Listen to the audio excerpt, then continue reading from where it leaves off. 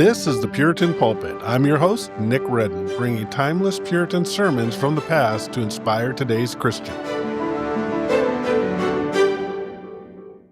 Welcome back to the Puritan Pulpit. I'm your host, Nick Reddin, and I'd like to welcome you to what I'm calling a minicast. Now, what's a minicast? The minicast will be a short, focused look at how Puritans viewed specific topics. Since we all love coffee, think of these as espresso shots of Puritan theology. I know that's something everybody can get behind. Now, just a quick note. I don't consider myself an expert or authority on the Puritans, but I've done my best to accurately present their views as I found them in my research. So my aim is to let their voices be heard directly without adding my personal opinions. Even if I don't always agree with their conclusions, I want to the best of my ability, honestly reflect their perspective. Now, today we're stepping onto a battlefield, not a field of mud and trenches in Europe, but the invisible cosmic theater of the human soul. To understand the Puritans and men like William Gurnall, John Owen, and Thomas Brooks, you have to understand that for them, spiritual warfare wasn't a metaphor. It wasn't a peripheral subdiscipline of theology. It was the fundamental reality of existence. In this episode, I'm going to distill the scope of Puritan spiritual warfare into a battle strategy you can use today. We're going to look at their intelligence on the enemy, their diagnostics of temptation, and their call to holy violence. So let's start with the worldview. The Puritans viewed the Christian life through a paradigmatic lens of war. What this means is, this was their defining framework they used to understand everything. They very much looked at life under this topic as, you are born onto a battlefield. William Gurnall, the author of the massive treatise, The Christian in Complete Armor, put it this way. He said, the war between the saint and Satan is so bloody that, quote, the cruelest which was ever fought by men will be found but sport and child's play by comparison. So why such high stakes? Because while earthly wars kill the body, this war targets the soul. But the Puritans were not dualists. They didn't believe Satan was equal to God.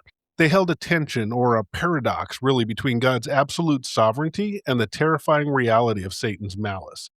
They describe Satan as God's ape or a chained lion. As Thomas Manton preached, God puts bounds and limits to Satan's power.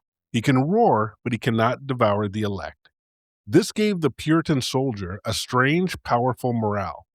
They fought with the desperation of men in a trench, but the confidence of men who knew the outcome was already written in the council of peace between the Father and the Son. But here is where the Puritan view gets uncomfortable for us moderns. They didn't just look for the devil under every rock, they looked inside their own hearts. John Owen, the Prince of Puritans, revolutionized this by focusing on anthropological realism. He taught that while the dominion of sin is broken in a Christian, the presence of sin remains. Owen famously distinguished between the law of the mind and the law of sin. He wrote that, quote, sometimes Satan seeks assistance from ourselves. The corruptions of our hearts prove his allies, unquote. Think about that. The flesh acts as a traitor inside the fortress of your soul, ready to open the gates to the enemy. The Puritan fought Satan by fighting himself. So we know the battlefield, and we know there is a traitor within. So what are the enemy's tactics? The Puritans were masters of spiritual diagnostics. They believed we should not be ignorant of Satan's devices. Thomas Brooks wrote the field manual on this, Precious Remedies Against Satan's Devices. Let's look at two specific strategies Brooks identified that are just as deadly today as they were in 1652. Strategy number 1, the bait and the hook. Brooks observed that Satan presents the pleasure and profit of sin while hiding the misery that follows. He shows you the bait but hides the hook. Brooks' remedy? We must keep a distance from sin and view it as a bitter sweet that ushers in tragic loss. Strategy number 2, painting sin with virtue. This is subtle. Brooks noted that Satan colors sin to make it look like grace. He redefines greed as prudence. He redefines drunkenness as good fellowship. He redefines pride as ambition. And as has been said, the world paints sin with virtue's colors. The Puritan was called to be a stranger and pilgrim, passing through Vanity Fair without purchasing its wares. Satan also attacks our assurance. He tries to disrupt the battlefield of conscience. William Perkins, the father of Puritanism, explained that the conscience works like a syllogism, a logical argument. Satan tries to hack that logic. He acts as the accuser of the brethren, bringing up old sins to make you doubt your standing with God. But the Puritans had a defense against this. It wasn't just positive thinking, it was the whole armor of God. William Gurnall argued that the command in Ephesians 6 is to put on the whole armor. Partial obedience is fatal. If you have truth but no love, or righteousness without faith, you have a gap in the armor. So let's look at two pieces of this armor that Gurnall highlights. First, the belt of truth. For Gurnall, this wasn't just abstract doctrine, it was sincerity. He said a leaky heart or hypocritical heart cannot stand in battle. The belt gathers up the loose garments of the mind. It gives you mobility. Second, the shield of faith. Gurnall called this the principal defense. Why? Because it quenches fiery darts. These aren't just arrows. The Puritans described them as sudden, terrifying injections of blasphemy or lust. Faith extinguishes them by holding up the promises of God. But here's the twist. The Puritan strategy wasn't just defensive, it was aggressively offensive. Thomas Watson wrote a treatise with the incredible title, Heaven Taken by Storm. Watson argued that while the earth is inherited by the meek, the kingdom of heaven suffereth violence, and the violent take it by force. What does holy violence look like? Well, according to Watson, it is a resolution of will, vigor of affection, and strength of endeavor. It means violence in prayer. Watson criticized sleepy prayer. He compared prayer to a cannon. A cannon is useless without gunpowder. Zeal is the power that breaches heaven's gates. It also means violence against the self, the doctrine of mortification.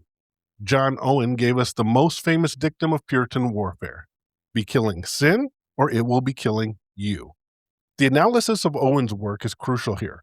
Mortification isn't just behavior modification. It is the active destruction of the root desire, and you cannot do it alone. Owen insisted that if ye through the Spirit do mortify the deeds of the body, ye shall live. Self-effort leads to legalism. Spirit-empowered violence, that leads to life. So as I wrap up, we have to touch on the evil day. The Puritans were realists. They knew there are seasons, what Thomas Goodwin called walking in darkness, where God seems to withdraw his comfort. He doesn't withdraw his grace, but he withdraws the sense of his presence to test your faith. Gurnall warned that Satan often reserves his fiercest attacks for these moments or for the hour of death. But this brings us back to the beginning. Why fight? Why endure this cruelest war? Because for the Puritan, the outcome was never in doubt. They fought not for victory, but from victory. For the Puritans, the war was fierce, yet they fought with the robust confidence that they were more than conquerors through him who loved them. Gurnall reminds us that the Christian soldier stands in the power of his might. The battle is yours to fight, but the victory is Christ's to give. This has been the Puritan Pulpit. If you want to dive deeper into this topic, I encourage you to read Gurnall or Brooks, and don't be content with a peacetime Christianity in a wartime world. Gather your prayer warriors and give it all to God. Until next time, keep your powder dry and your armor on. Thanks for joining me on the Puritan Pulpit. I'm Nick Reddin. Until next time, may these Puritan voices from the past continue to stir your faith today.